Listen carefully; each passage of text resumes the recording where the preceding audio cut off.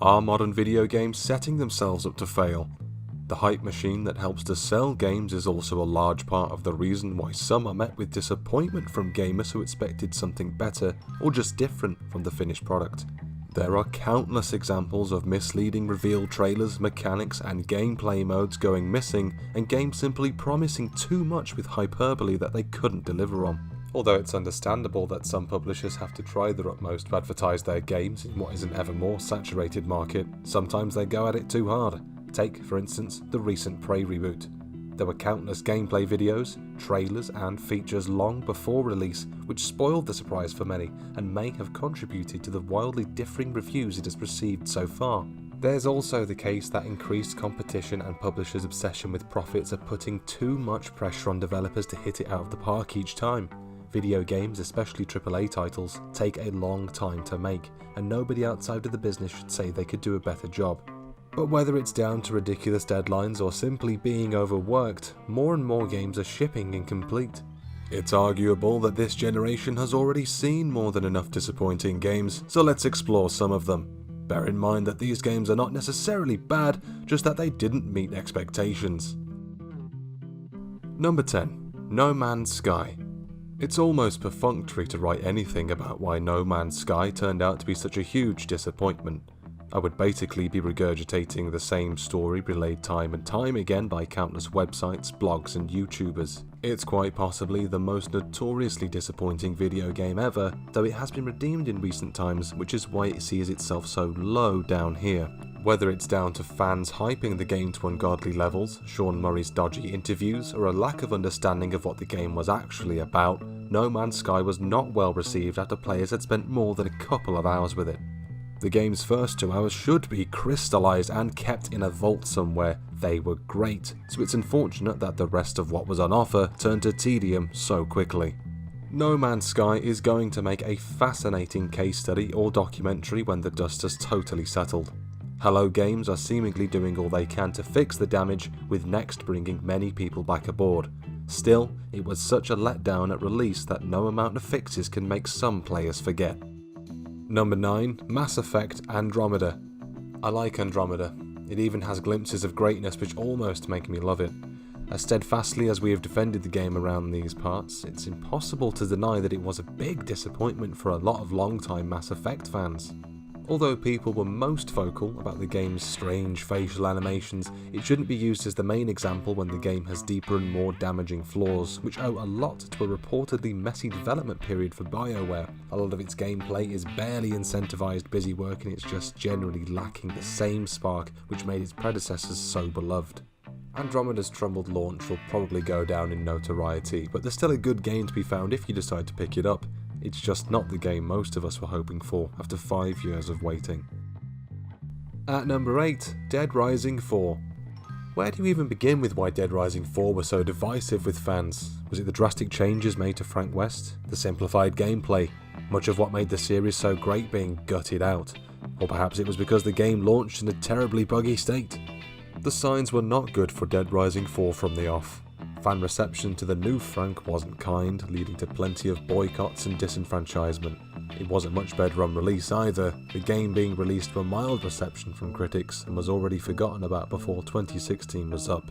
It was released on December 6th. Sales suffered as it shifted under 1 million physical copies, down from Dead Rising 3 with 1.5 million retail copies sold.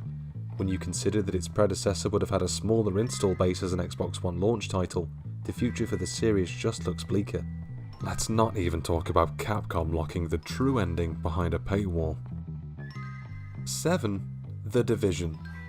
The biggest disappointment that lies with The Division is how its faithful rendering of New York City is ultimately wasted. Instead of acting as a world to explore and get lost in, it's just a series of empty streets, repetitive firefights, and aimlessly wandering in vain as you try to find the fun. The fun in The Division does come, but you need some friends with you.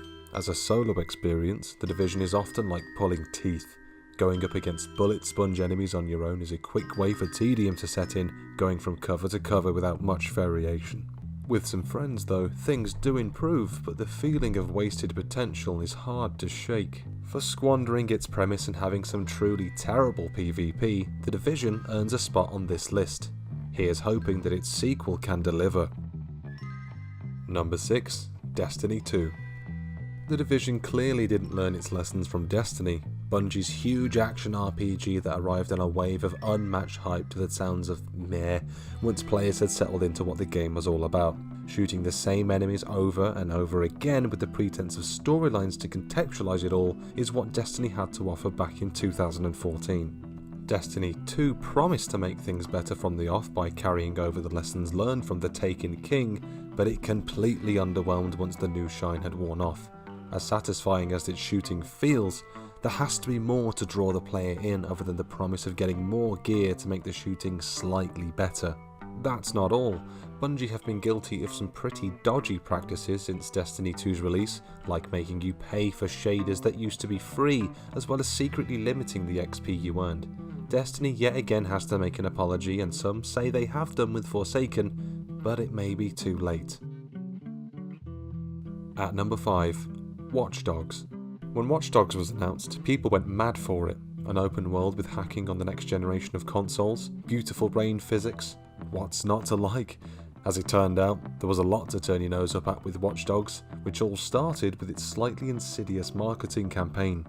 Heavily downgraded visually from its stunning reveal trailers, Watch Dogs had its fans, including some of the vultures, but it's gone down as an unforgivable disappointment for most.